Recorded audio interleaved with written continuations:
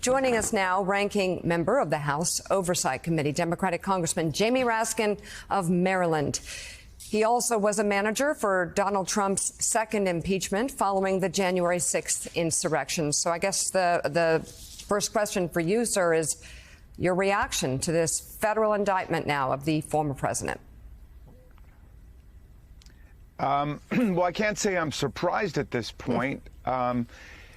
Donald Trump entered the presidency violating some essential constitutional norms by saying he would stay in business, and he ended up collecting millions and millions of dollars from foreign governments, kings and princes, in absolute violation of the Foreign Government Emoluments Clause. And then he left the presidency pilfering hundreds and hundreds of government documents, potentially violating the Espionage Act by illegally retaining national defense information. And in between, everything else was a grift and a ripoff of the public. And so, at this point, the political culture is split, as I think, you and all of your guests were saying.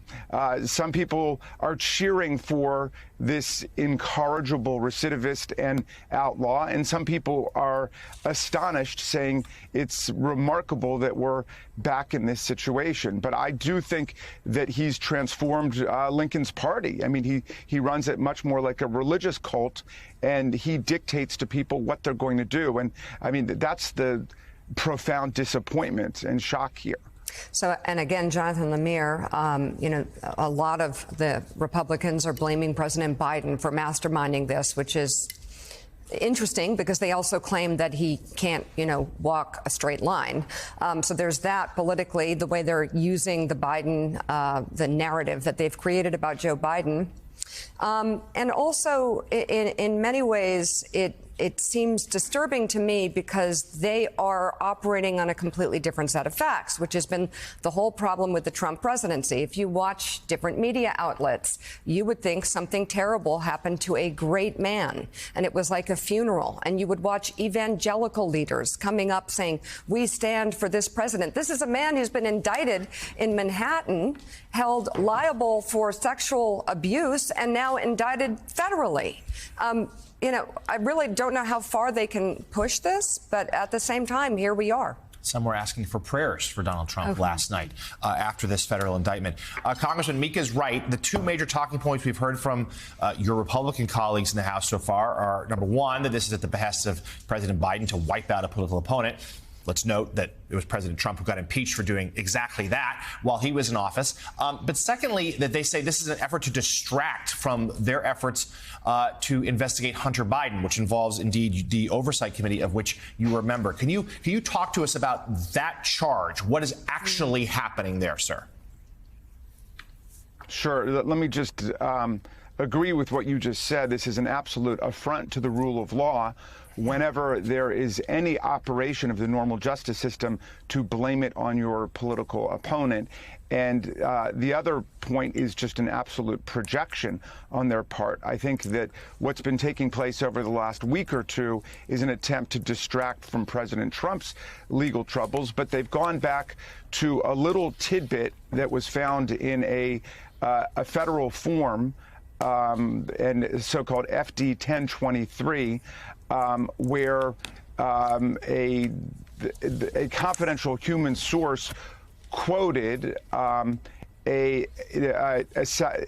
oligarch from Ukraine who said that there was corruption with Joe Biden and Hunter Biden. That was checked out by the U.S. Attorney for the Western District of Pennsylvania, Scott Brady, who was appointed in 2020 by Donald Trump's Attorney General William Barr to head up a task force of lawyers and investigators to check out this tip and Rudy Giuliani's allegations that Joe Biden had been involved in corruption in Ukraine. And that assessment of this tip came back empty-handed. They said there's no grounds to escalate this from an initial assessment to a full-blown criminal investigation or a preliminary investigation. They said there just wasn't enough there. So that was done with, but now they've gone back to Rudy Giuliani's original allegations, to this little tidbit quoting secondhand hearsay from a Ukrainian oligarch to claim that this is some kind of big new revelation or disclosure about the Bidens. Jen.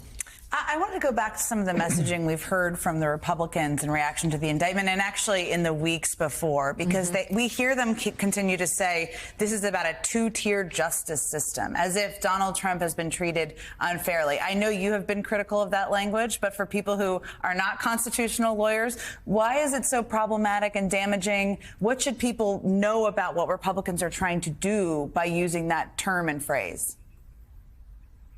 Well, the idea of a two-tiered system of justice actually has, a noble intellectual tradition, and it's really about how the justice system has overwhelmingly favored people like Donald Trump, the rich, the affluent, the well-connected, the powerful, the political, against people who don't have any of those resources or social standing. And of course, that's the real bias within our justice system. They want to now flip it over to say that somehow our justice system discriminates against billionaires and the well-connected, which is absurd. All right. Ranking member of the House Oversight Committee, Congressman Jamie Raskin, as always, thank you so much for being with us, and thank you for your service, as always.